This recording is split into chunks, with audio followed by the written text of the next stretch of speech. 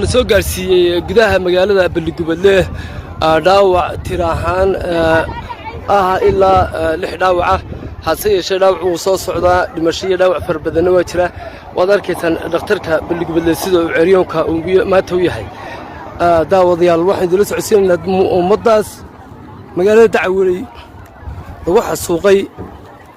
suuqay oo geystay dilkaasi si bareer ah dawladda deegaanka oo madaxweynaha ka yahay Mustafa Cagtar waa sabab loo diriyay dadweynahaas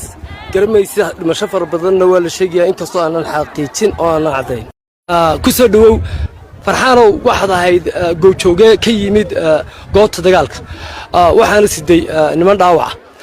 maxaad halkaasi aad kala kulantay walaal waxaan kala kulmay horta ciidan meeshan anu waxaan ahayn maxay tahay goobjooge dhaawac baan soo qaaday dhaawacaan soo qaaday haddii la oranayo ciidan dagaalantay ee dadka haddii la oranayo shacabka ay maatida waxyeelaysay waxa weeyaan waa dawladdu waxay u adeegsatay dadka hub bay u adeegsatay hubka ugu yiri